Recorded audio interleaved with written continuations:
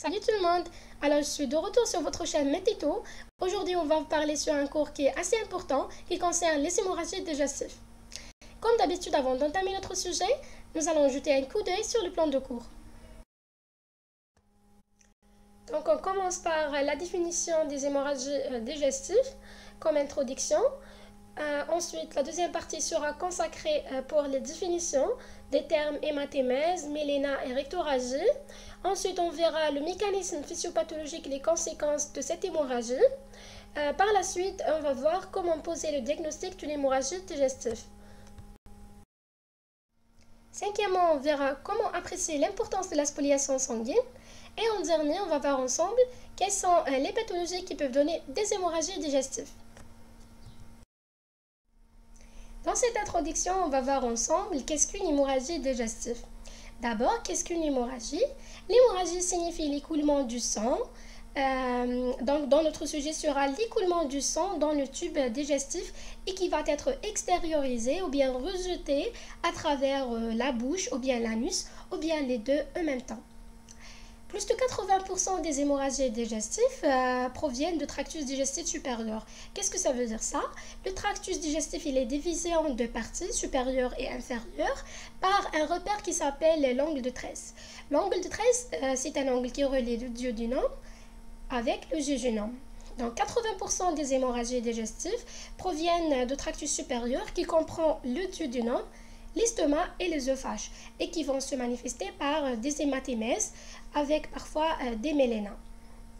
Les hémorragies digestives basses sont plus rares. Il s'agit soit d'un méléna ou bien de rectorragie. Ce sont des hémorragies qui proviennent de tractus qui se situe au-dessous de l'angle de tresse et qui vont se manifester par du méléna et de rectorragie.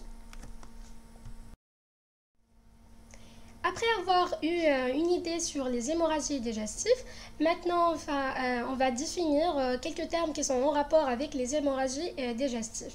Commençons par l'hématémèse. C'est quoi une hématémèse? Donc, c'est un rejet par la bouche dans un effort de vomissement d'une quantité variable du sang, soit rouge ou bien noirâtre, qui est non spumeux, donc non aéré, et qui contient 10 cailloux de sang et des débris alimentaires, ce qui est en faveur de l'origine digestive de cette quantité de sang extériorisée. Le sang qui écoule dans le tube digestif, il va être extériorisé soit sous forme d'hématémèse ou bien il va être digéré pour être émis par l'anus sous forme de méléna. Donc le méléna, c'est l'émission par l'anus des selles noires, plus ou moins liquides, faites du sang digéré. Il y a deux types de méléna, soit les selles mélaniques, donc deux aspects. Des selles mélaniques, donc ce sont des selles qui sont morphologiquement normales, mais avec une coloration noire, comme ce joli caca sur la photo. Le méléna franc, par contre, c'est un liquide épais, noirâtre, poisseux, qui donne un aspect de goudron, avec une odeur fade et nauséabonde, comme celle-là. Les rectorragies, par définition, ce sont les émissions par l'anus du sang rouge qui est non digéré. Il y a trois aspects de rectorragie. En premier, c'est du sang pur, comme vous voyez sur l'image, lors des hémorroïdes. Parfois, du sang arrosant les selles, donc ne fait pas partie des selles, mais qui accompagne les selles. Parfois, du sang qui est mélangé avec les selles. Le mécanisme direct en cause de cette hémorragie, donc c'est l'effraction d'un vaisseau, soit une artère, soit une veine. L'effraction d'une artère est responsable des saignements suivants. Par exemple, lors d'une maladie ulcéreuse gastrico-duodénale, on aura les hémorragies gastriques qui vont s'extérioriser sous forme d'hématémèse, parfois du méléna. Une effraction d'une veine, le cas de rupture des varices œsophagiennes ou bien gastriques. Les varices, ce sont des veines dilatées qui sont situées au niveau de la semi-muqueuse gastrique et œsophagienne. Par un mécanisme d'hyperpression, lors d'une hypertension portale, ils vont se rupturer et vont donner des saignements de la muqueuse. Plus rarement, des saignements en nappe lors des gastrites hémorragiques. On appelle ce type d'hémorragie le muqueuse gastrique pleurant. C'est comme si toute la muqueuse gastrique est en train de pleurer. Les hémorragies sont responsables des conséquences et des désordres graves. C'est pour ça l'hémorragie digestive, c'est une urgence médico-légale en gastrologie. Et si on n'intervient pas rapidement, la vie du malade sera mise en jeu. La première conséquence, c'est l'anémie.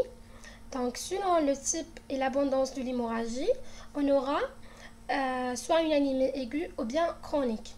Une hémorragie de petite abondance, mais répétée, va entraîner une anémie chronique. Par épuisement de réserves en fer, cette anémie sera de type ferriprive, mais elle est longtemps tolérée. Une hémorragie de grande abondance, par contre, elle est responsable d'une anémie aiguë, très fréquemment accompagnée d'un tableau de choc hypovolémique. C'est pour ça que l'hypovolémie n'apparaît que dans les hémorragies de grande abondance. Elle est responsable au final d'un collapsus cardiovasculaire. Le diagnostic d'une hémorragie digestive sera posé devant deux circonstances, donc soit devant une hémorragie extériorisée ou bien une hémorragie non extériorisée. Commençons par les hémorragies extériorisées, qui sont représentées par les hématémèses surtout, qui traduisent une lésion digestive haute, donc qui est située au-dessus de l'angle de tresse, autrement dit au niveau de l'œsophage, de l'estomac ou bien au niveau duodénal. Dans beaucoup de cas, l'hématémèse sera accompagnée par un méléna. Donc, c'est parce que une partie du sang qui reste stagnée dans l'estomac et qui n'est pas extériorisée, donc sera éliminée dans les heures qui suivent sous forme du sang digéré par l'anus. Les diagnostics différentiels de l'hématémèse, ce sont l'hémoptysie. L'hémoptysie, c'est un rejet par la bouche du sang rouge, rutilant, spumeux et aéré, qui témoigne son origine respiratoire et qui est rejeté dans un effort de toux et non pas de vomissement, suivi de la queue de l'hémoptysie. C'est quoi la queue d'hémoptysie? C'est un sang qui est tardivement rejeté, qui fait partie de cette même hémoptysie, mais qui est tardivement rejeté. C'est pour ça qu'il a l'aspect d'un sang sombre par rapport au sang rouge rutilant. L'hémocyalémèse, c'est un rejet par la bouche du sang mêlé de salive provenant de la gencive ou du pharynx. Donc, il faut bien examiner la gencive et vérifier s'il n'y a pas de lésion de la gencive ou bien du pharynx pour éliminer une hémocyalémèse.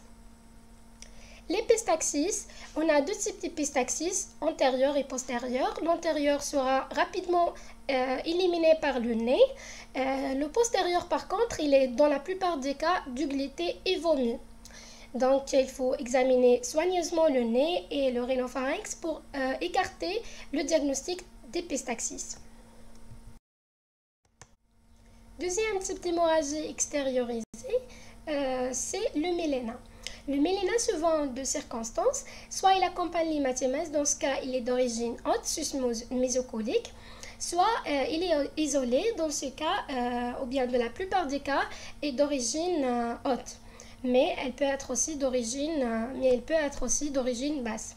Donc le diagnostic différentiel du méléna se confond surtout avec les selles qui sont colorées par les médicaments comme le fer, le bismuth, le carbone et les aliments comme les betteraves. Donc une astuce pour différencier entre la selle mélanique qui pose un problème avec les selles colorées, c'est que la selle mélanique est de teinte plus foncée que les selles colorées et si l'on dilue dans l'eau, une teinte hématique va apparaître. Enfin, les rectorragies traduisent une lésion basse de l'étage sous-mésocolique, donc elles proviennent soit du côlon, du rectum, bien de l'anus. Elles se voient exceptionnellement au cours des hémorragies digestives hautes massives. Dans ce cas, tellement la quantité du sang est très importante, donc elle n'a pas le temps d'être digérée et donc va être extériorisée sous forme de sang rouge qui donne les rectorragies. Le diagnostic différentiel ou bien les diagnostics différentiels, on trouve les selles désentériques gléro-sanglantes ou bien le syndrome désentérique qui donne des selles désentériques gléro-sanglantes. On a parlé de ça dans la partie de diarrhée. On a dit que le syndrome désentérique est généralement accompagné d'un syndrome infectieux, fait de la fièvre et parfois même un sepsis ou bien un choc septique. Il est aussi accompagné de diarrhées qui sont aqueuses et peu fécales. Les hémorragies génitales urinaires dues par exemple à l'endométrite, c'est une inflammation d'origine infectieuse dans la plupart des cas et qui donne parfois des saignements. Les pertes sanguines qui arrivent en dehors des périodes de menstruation, ce qu'on appelle les métrorragies, peuvent parfois imiter des rectorragies. La cystite aiguë, par le fait qu'elle donne une immaturité macroscopique, elle peut donner au malade l'impression qu'il a des rectorragies. Le diagnostic de l'hémorragie digestive sera posé aussi devant un tableau d'hémorragie non extériorisée. Les hémorragies non extériorisées, ce sont de deux types. Premièrement, les hémorragies minimes et chroniques, qui donnent un tableau d'anémie ferriprive, qui fait de la pâleur, de la fatigue, de la dyspnée parfois, des ongles et des fanères qui sont cassants, et ainsi de suite, qui témoignent l'existence d'une hémorragie occulte. Le dépistage est basé surtout sur la recherche du sang dans les selles après 3 jours de régime sans viande par la classique réaction de Weber ou bien par l'hémoculte. La classique réaction de Weber, c'est une réaction qui permet de déceler la présence de petites quantités de sang qui ne seront pas visibles à l'œil nu dans certains excrétas ou bien substances qui sont éliminées par l'organisme, surtout au niveau des selles, en utilisant certains produits tels que l'acide acétique, aboutissant au final à une teinte bleue lorsqu'il y a du sang dans ces excrétas. L'hémoculte aussi, c'est un examen qui permet de déceler la présence de petites quantités de sang au niveau des selles. Cet examen est surtout recommandé dans le dépistage du cancer de rectum et du côlon.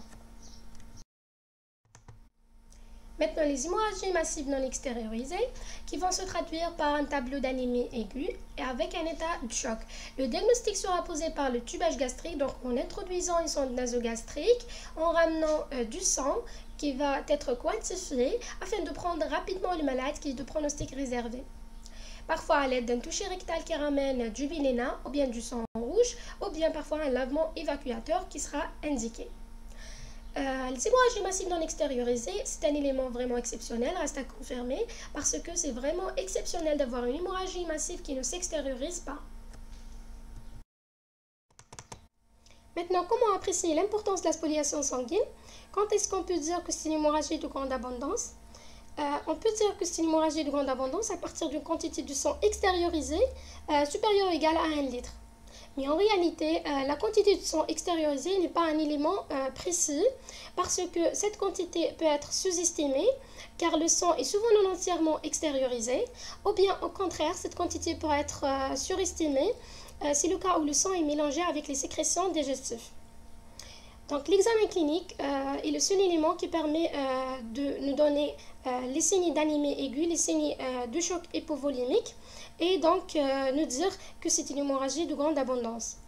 Les signes fonctionnels qui peuvent accompagner le tableau d'hémorragie de grande abondance sont la lipothymie et la syncope. Je pense que vous arrivez à faire la différence entre les deux. L'essentiel, c'est une altération de la conscience en rapport avec cette anémie aiguë. On peut avoir aussi de l'agitation, des vertiges, de la soif ou bien de la polypnie.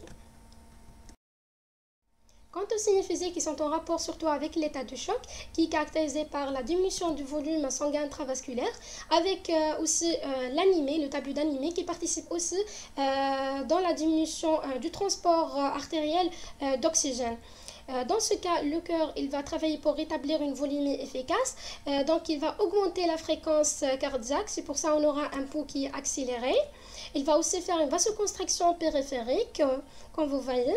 C'est pour ça qu'on aura de la pâleur cutanée ou muqueuse, du refroidissement des extrémités avec des sueurs froides. C'est pour redistribuer le sang vers le territoire myocardique et cérébral. Ces signes-là sont en rapport avec l'hypoperfusion périphérique et la diminution des débits sanguins cutanés comme conséquence de la vasoconstriction. Après un certain moment, donc, on aura une tension artérielle abaissée, témoin de l'épuisement du cœur. Le cœur aussi, il y aura du bruit assourdi et rapide, avec des veines périphériques collabées. On aura aussi de l'oligurée, qui est en rapport avec l'hypoperfusion rénale. On aura parfois aussi des troubles de comportement faits de l'angoisse, du délire, de l'agitation. Tous sont en rapport avec la diminution de débits sanguins régionaux, avec l'inadéquation du rapport du volume oxygène sur le transport artériel en oxygène. Devant tout tableau d'hémorragie de grande abondance ou bien un tableau d'anémie aiguë, il est recommandé ou bien il est indispensable de demander les examens suivants. L'hémogramme qui comporte le nombre de globules rouges, la quantité d'hémoglobine, l'hématocrit, ainsi de suite. Il pourra être normal dans les 3 premières heures. Donc c'est parce que la perte de globules rouges est proportionnelle à la perte plasmatique.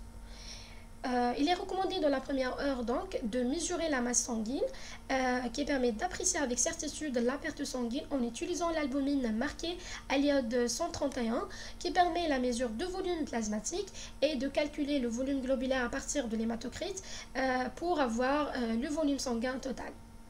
Un critère évolutif, c'est la quantité du sang qui sera transfusée au malade. Quand cette quantité est supérieure à 1,5 litre par 24 heures, on est certain que c'est une hémorragie de grande abondance.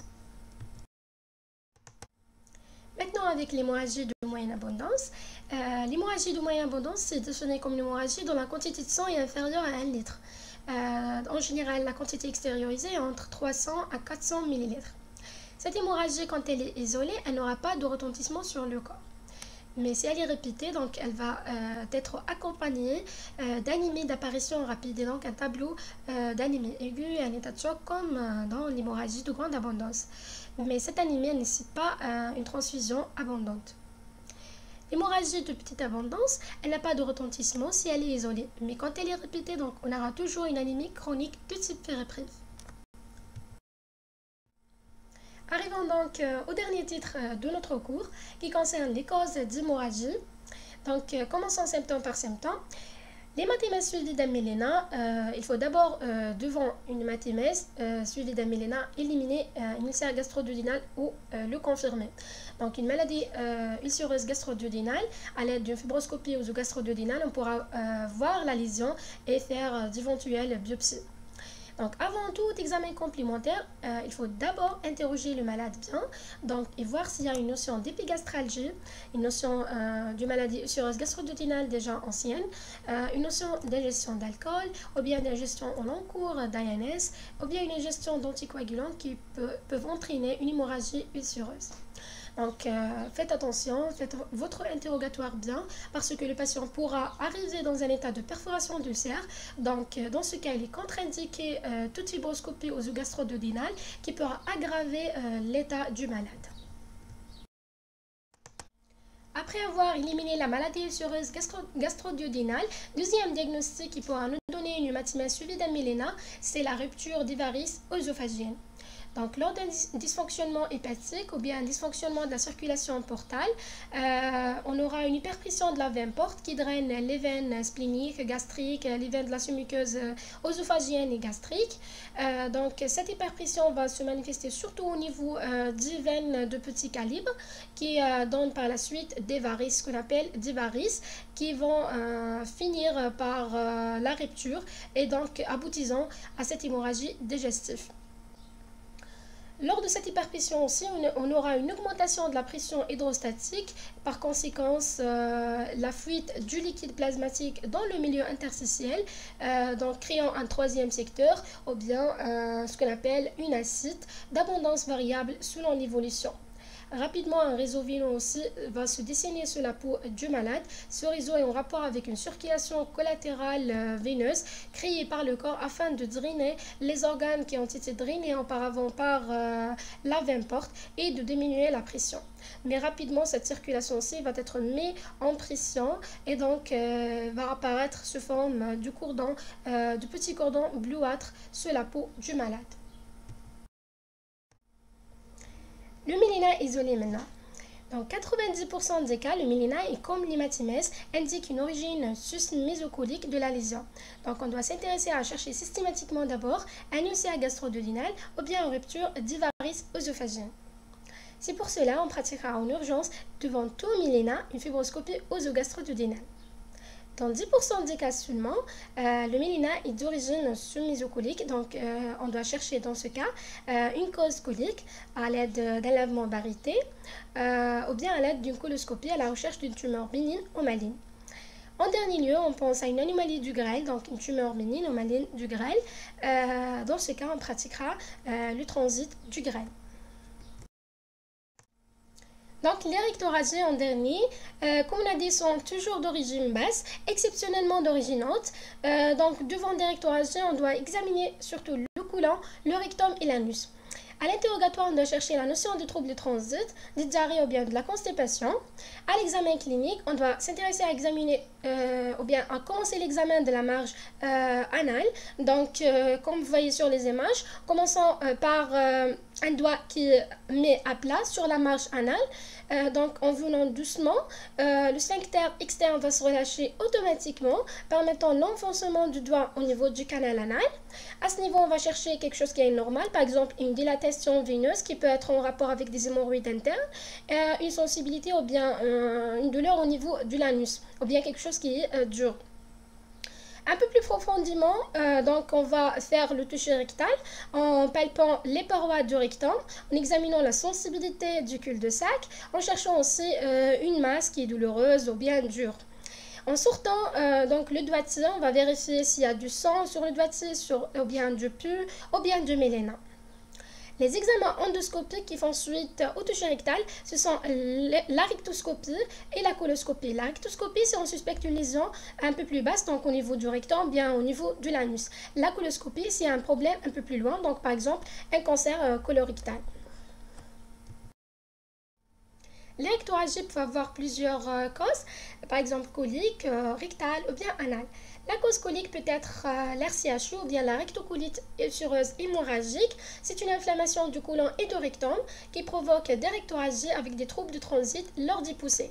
Peut-être aussi le polype colique. Les polypes, ce sont des excroissances qui se forment au niveau de la muqueuse colico-rectale, qui sont d'origine bénigne, mais qui peuvent parfois évoluer vers une formation maligne. C'est pour ça, à partir de certains temps, il faut faire l'exérèse par voie endoscopique de ce polype colique. Le polype colique peut donner un tableau des saignements, bien des rectoragies, des faux besoins et des douleurs intenses. La cause rectale, comme dans le côlon, on a dit, la rectocolite hémorragique peuvent être des polypes ou bien un cancer colorectal qu'on a parlé déjà dans la vidéo précédente. La cause anale peut être un abcès anal à côté des douleurs intenses que donne l'abcès. On peut avoir aussi des rectoragies.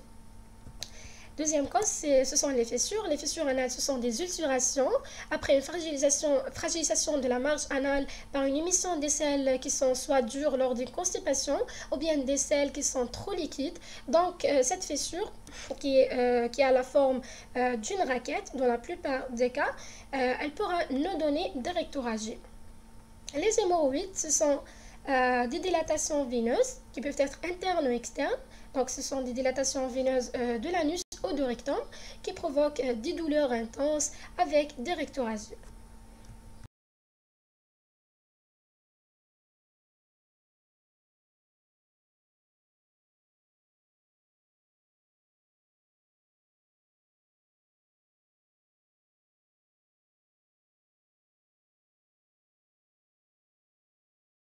On est arrivé à la fin de cette vidéo. Merci pour votre attention. On espère que ce tuto vous a plu.